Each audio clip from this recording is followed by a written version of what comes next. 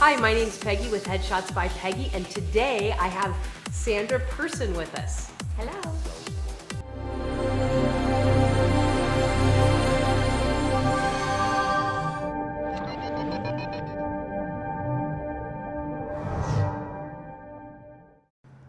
So, Sandra, I really appreciate you coming on, and you are a singer, an amazing singer and songwriter. Thank you. And you also teach piano and voice, and what else do you do? Well, I work as a singer, obviously, and as a musician, and I teach a lot of singing and a lot of piano. So that's kind of my day job, and then I write music and do gigs, over that.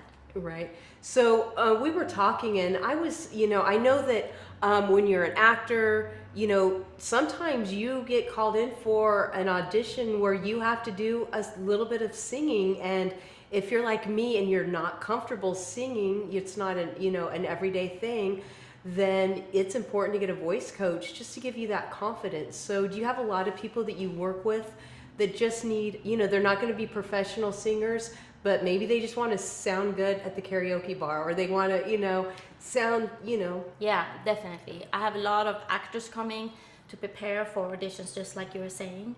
I also have younger kids who is like in the process of becoming actors and singers, especially in this city. Uh-huh. I also have people coming just to sing karaoke, and they want to have the confidence and learn to train their voice. Because here's the thing about the voice, you can actually learn how to sing.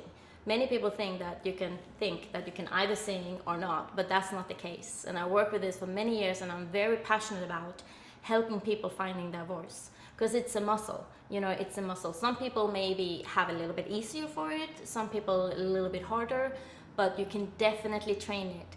And I've taught everybody from being very, very, very beginner to higher up, but I've seen the steps you can take and the progress you can make when you train your voice.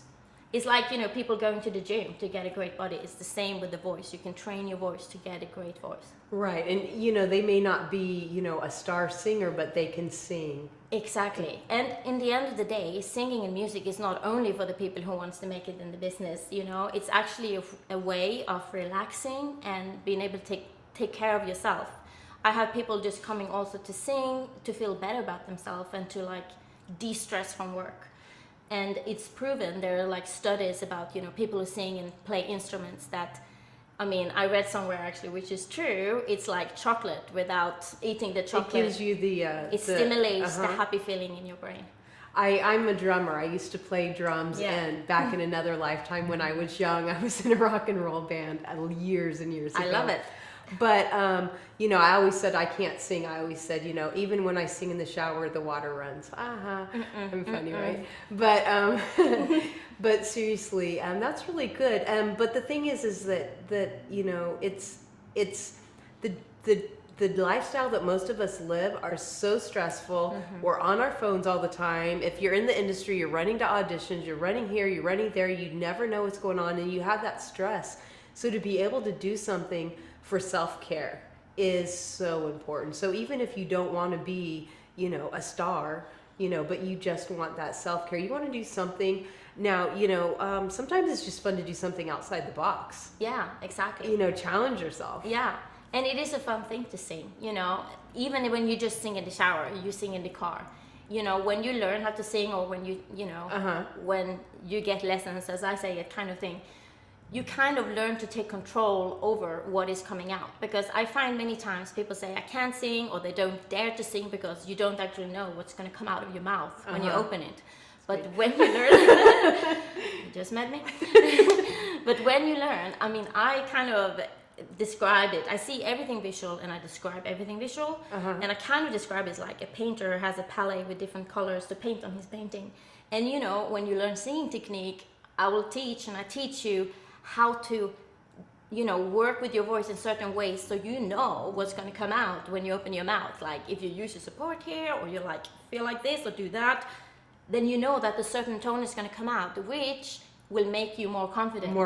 And also, I love being a teacher because I love music and singing, singing technique and music theory and piano and all that kind of thing. But to me, it's also a big deal being a teacher, because I feel I want to help people feel better about themselves, and you do that when you you know, you manage to take more control of your voice, or you're like allowed to sing out whatever you want, you know, you feel better about yourself, and it raises your confidence, which I think in life, you know, it's also a lifestyle. It is. And that's why I love also being a teacher as well as a performer, because I really believe in, you know, helping people feel better about themselves.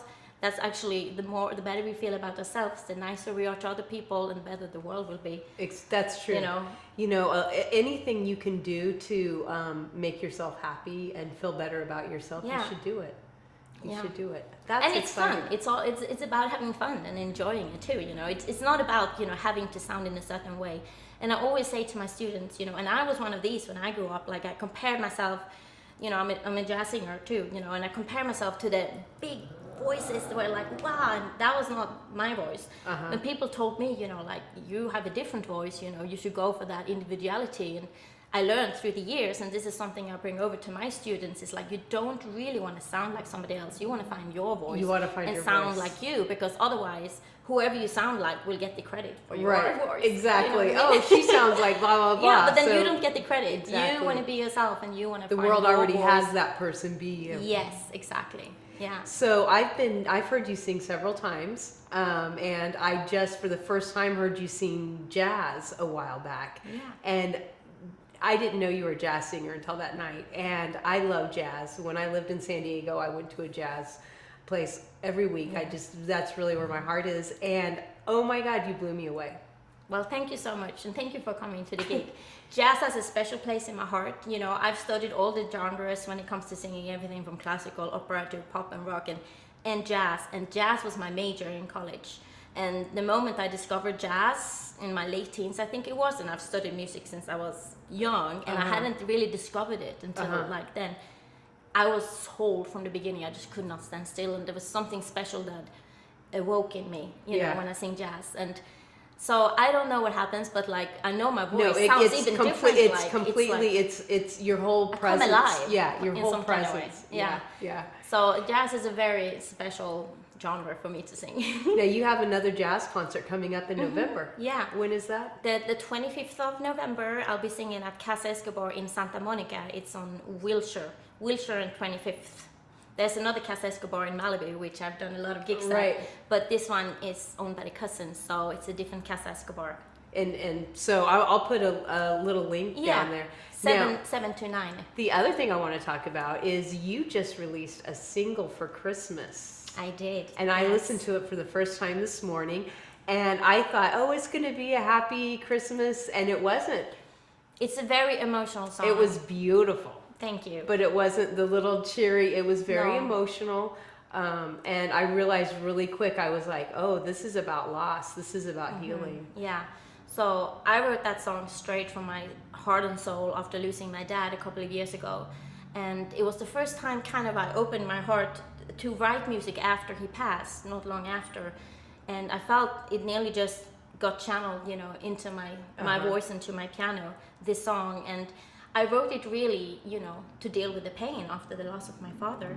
And I believe, like, especially Christmas time, you know, people who has lost somebody, they're going to miss them even more over Christmas. Holidays are tough. Yeah. So really the song is about, you know, missing somebody you love, especially over Christmas. And, you know, I released it as a dedication to my dad, really. And again, you know, I believe that music is healing. So I feel listening to music that makes you feel, I mean, that's my goal with everything. When I write music and when I sing, I want to touch people's heart. I want to make people feel. That's my goal, you know, because that's what I believe. That's what music does to me, and that's what I believe music is about.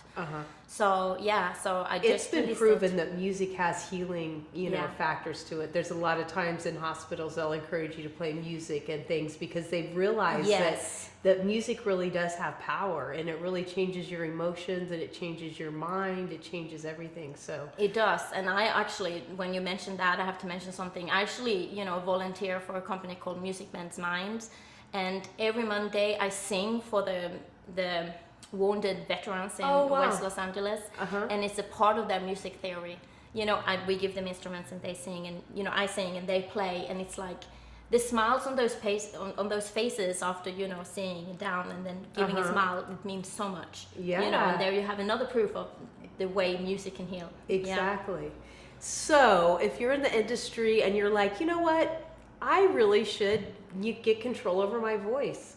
Or if you're like, man, I want to be a professional singer, either way, I'm going to have all the links, the way they can get a hold of you. Yeah, thank you. And I also want to mention that the Christmas single is called Dear Santa, and it is available on iTunes and Spotify and Apple Music and everywhere, Pandora, YouTube, Amazon. So if you want to listen to it, then you can get a hold of it there. Really close. Well, Sandra, I am so happy that you came in. I'm going to have all your links below. And make sure that you also follow me, and most importantly, have an amazing week. Thank you so much for having me. Thank you for coming in and fighting the traffic to get here. Oh yes, I'm used to it in LA. Hi, my name is Sandra Pehrsson, and I would like to talk a little bit about a Christmas single that I just released. The song is called Dear Santa, and I wrote it 2 years ago after losing my father to cancer. It's a very emotional song, and I think that a lot of people will be able to relate to it, especially over Christmas, and especially if you lost somebody that you love. I believe that music is healing, and writing it for me was a way to deal with my pain and a process for me to try to heal after losing my dad. I had the honor to work with a Swedish music producer called Jimmy Lagnefors and a Swedish pianist called Ola Nyberg and a great American saxophonist called Jerry Peterson. The song is available on iTunes, Apple Music, Spotify, YouTube, Pandora, Amazon and CD Baby. I hope you will enjoy listening to it. Merry Christmas.